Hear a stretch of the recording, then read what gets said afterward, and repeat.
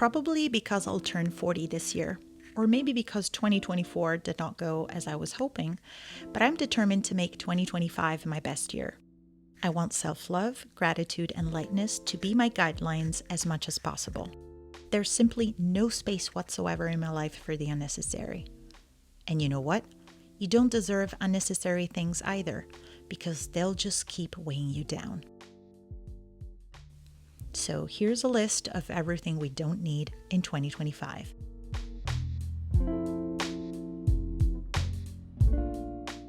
Multiple subscription services. As the offer gets broader and competition to keep subscribers gets higher, it always feels like we are missing on the next big thing. Netflix, Amazon Prime, Disney Plus, Paramount Plus. Do you really need more than one? How many hours of TV can you realistically squeeze in your day? Choose the platform you use the most and ditch the rest. Uncomfortable clothes. I personally can't be bothered anymore with wearing something that looks nice but has annoying zippers, itchy fabrics, a weird cut, hurts or bothers when walking and moving, or that constantly needs to be adjusted or pulled up or down. Style is important, but so is comfort. Clothes that don't make you feel good when wearing them.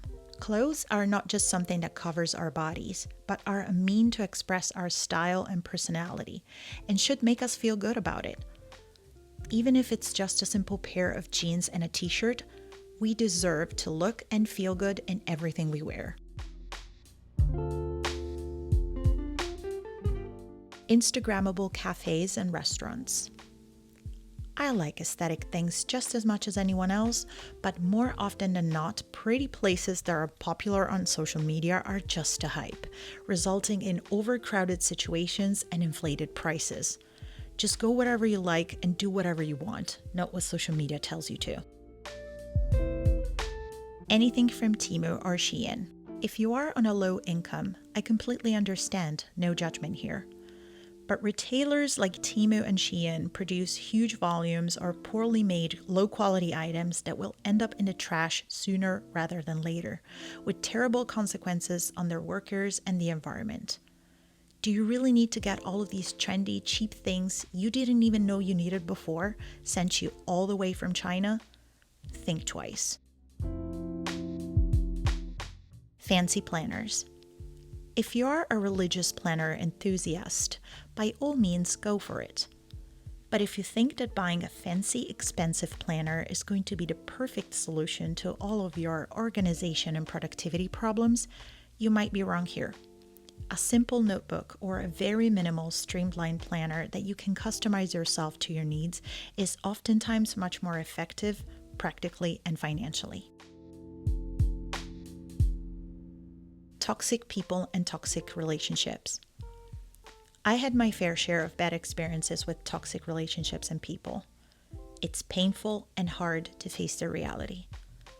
But there shouldn't be any space for people or relationships that don't enrich you, don't love yourself for who you are, and don't encourage you to be the best version of yourself. Do yourself a favor and move on. Seasonal decor and tableware. We live in a world of hyper-consumerism where we're pushed to buy more and more every season and every holiday. I don't do any seasonal decor during the year. I don't have time, space, or money to waste on those things. The only time I decorate is Christmas, reusing the same ornaments or making them myself. Trends. Trends don't last long. Why? They're fleeting, brief. They last just a season or two. So you'll quickly get bored of them.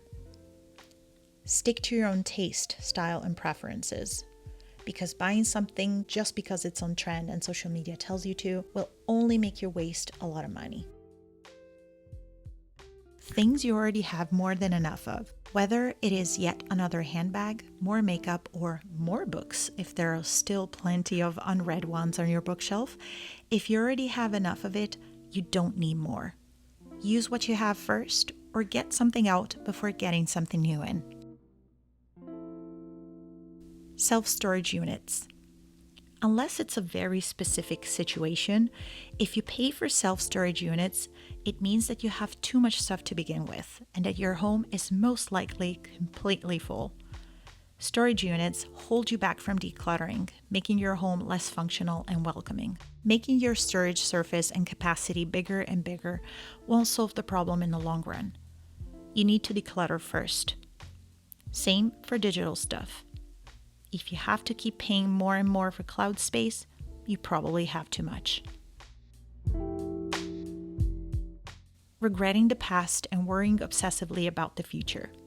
You can't change what already happened, and you can't predict what will happen.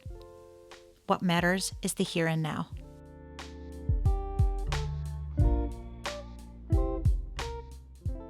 Neglecting your physical and mental health. You only get to live one life, and your health should always be your absolute priority. Take care of your body, feed it and move it properly, get regular checks, and don't wait too long if something feels off. Always act and think from a place of self-love rather than comparing yourself to others too much. Do negative self-talk and people please. Listen to your body and your mind. They know best. Being slave to screen time and social media. I know, it can be really hard to stay away from screens these days. But have you ever noticed how refreshing it feels to be completely engaged into something without pulling out your phone? How much clearer can you think when you don't spend too much time staring at your phone? Time spent mindlessly scrolling is time wasted, taken away from something more meaningful. Overbuying, living above your means, and getting into debt. Be mindful about your spending and don't spend more than what you can afford. Just because you can afford something, it doesn't mean you should. So buy less, choose well, and make it last. Clutter. Clutter creates visual and emotional chaos, untidiness, stress, unclarity, and anxiety. If you don't use it, don't need it, don't love it and cherish it, don't know what it's for, and so on, it's time to part ways with it. To help it keep it under control, try to stick to a place for everything and everything in its place, and one in, one out as simple guidelines.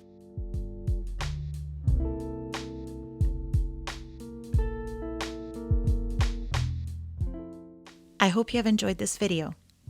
If yes, please like it, subscribe to my channel for more, and comment below telling me what's something that you will do without in 2025. Thank you so much for watching. I'll see you in my next one.